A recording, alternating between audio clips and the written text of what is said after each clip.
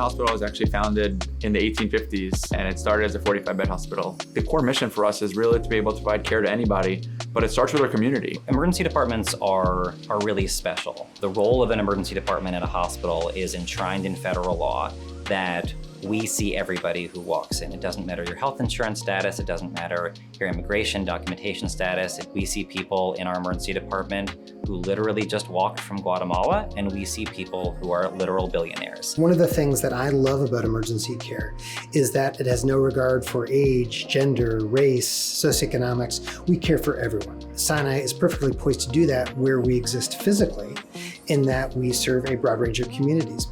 I think this also makes it an important opportunity for medical students, for residents, for our trainees to understand that diversity is a strength and that we have to help people from all walks of life. This is an institution that really tries to balance being able to deliver cutting-edge care and modern therapeutics and treatments, but also making sure to not lose sight of the mission of being accessible to the entire range of the New York City community.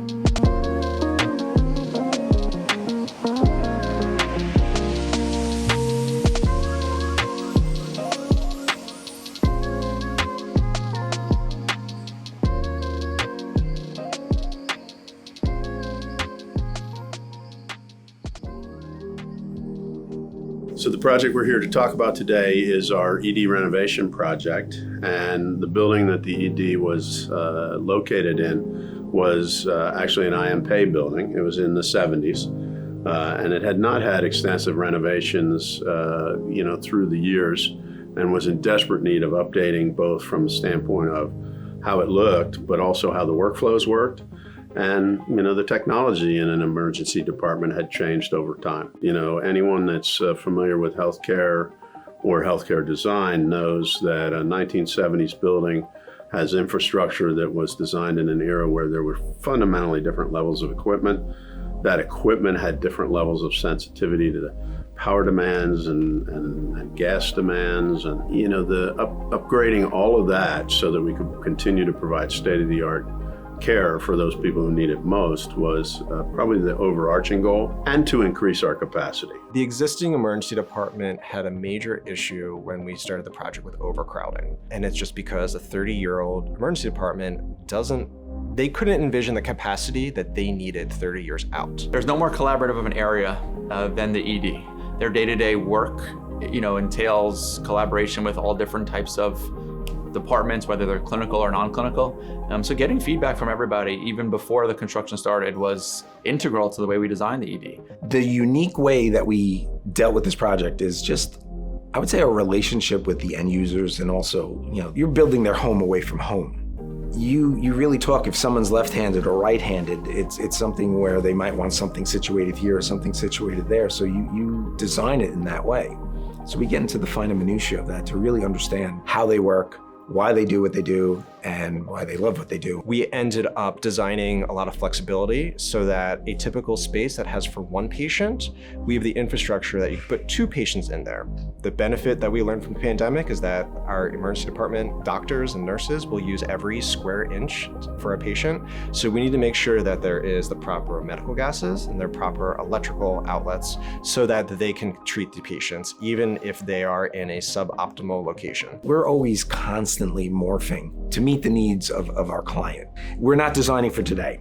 We're designing for 10 years from now or further. For anyone who knows New York City, there isn't extra space. In most of the country, if a hospital decides they're going to build a new emergency department, they build a new emergency department, and then the patients and the staff move from the old emergency department to the new emergency department, over the course of a week. And instead, we had to renovate in place. The phasing for this project was incredibly difficult. There were 5 separate phases in a space that's only 33,000 square feet. Now, 33,000 square feet is a relatively large emergency department, but still, you can imagine 5 phases in 33,000 square feet, how difficult that was for the design partners and for the construction partners to envision, detail, and then manage so that it could be executed. And I can tell you that this project has been executed with very minimal negative impacts on our providers and our patients. So phasing, piece of cake. Kidding.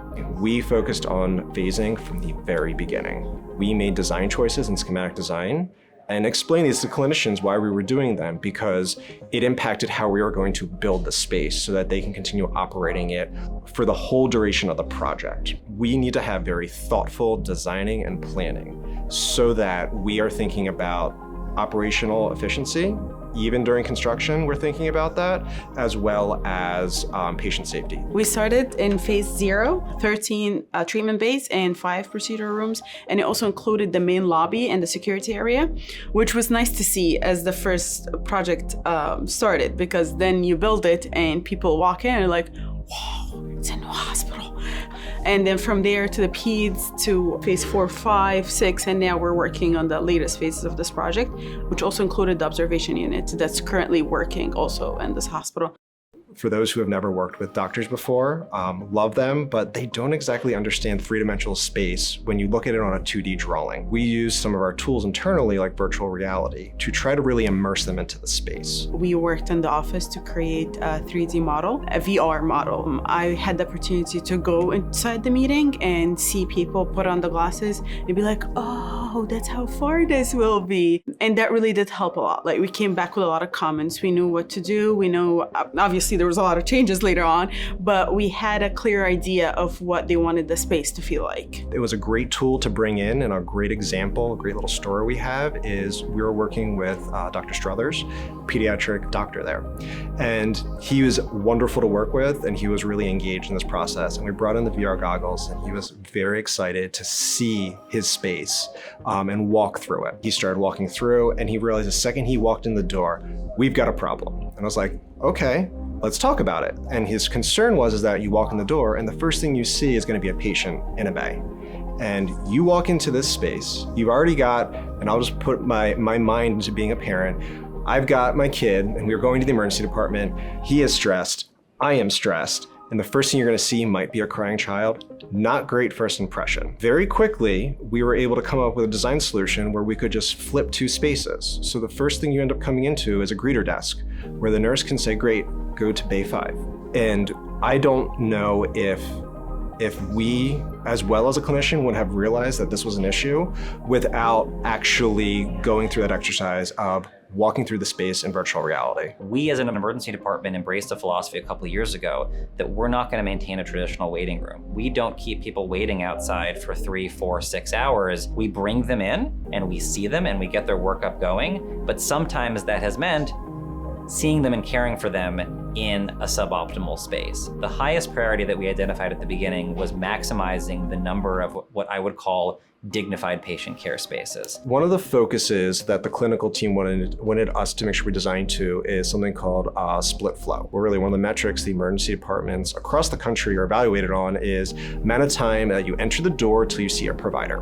One way to improve this time is making sure that you're getting a patient to the right care team. So what we focused on was having a centralized location at the entrance where they will do quick look triage. It is quick registration, what's your name, why are you here, a couple questions just to be able to evaluate you so that they can then say, okay, great, you are a low acuity patient. You just need a couple things to be looked at. You're gonna go through door A. Door B, we'll call the Pediatric ED. So their Pediatric ED actually treats patients from 0 to 21. So you come in, you present, and you're that age, they would just put you through that door.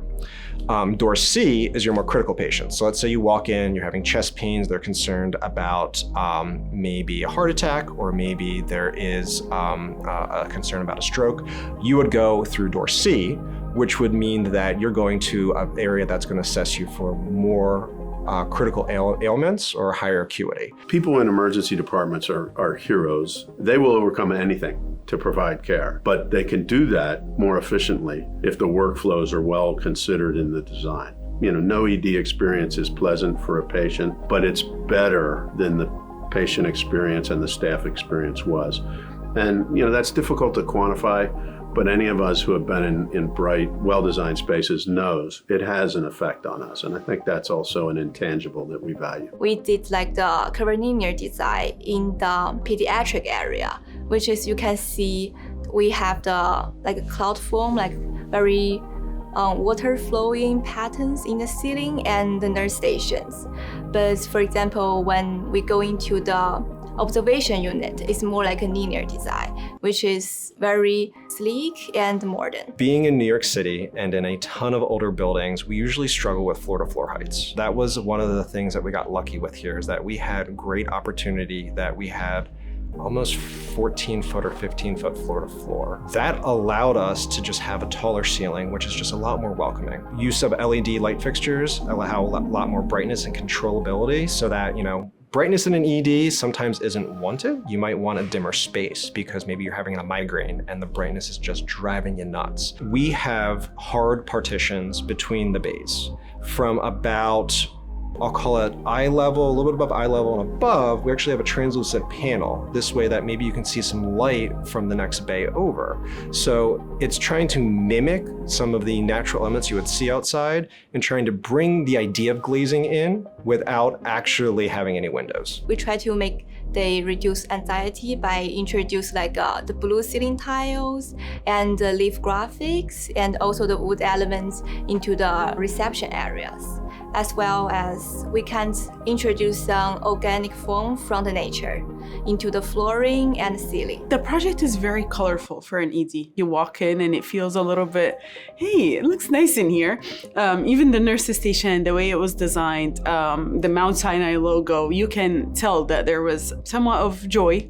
Not really, you're walking into an ED, but there is some cheerful spirit in the space. This was a renovation that was in an ongoing ED through COVID. Everybody who's been in New York during COVID knows that, there was incredible pressure on emergency departments, and the work had to continue without disrupting that. And that, with our construction partners and our design teams, required considerably more effort than a de novo out of the ground hospital or ED department.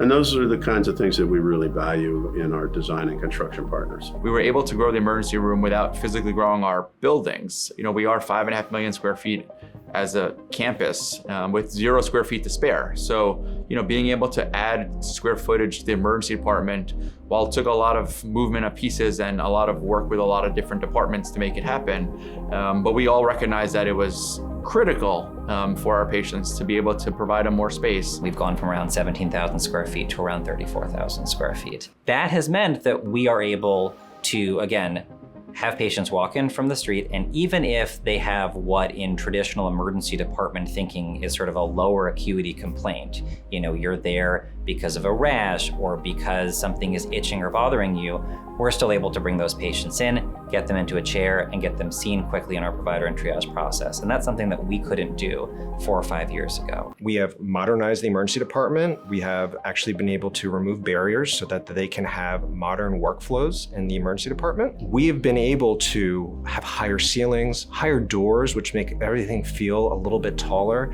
and bring in biophilia and a lot of just bright light so that it is a welcoming environment that is just going to change how Mount Sinai delivers emergency care. I think the most impactful aspect of this is when you see the end users, they see the space and it ends up being, oh, this is what I envisioned, or wow, I didn't think this, but this seems to be, even better than what I was imagining. It's really a pleasure to see them walk around and just, wide-eyed, on Christmas morning, or, opening presents or something. So that's always really entertaining and to see. So, and it makes you feel good that the work that you do. Healthcare design, your client is not just the end user.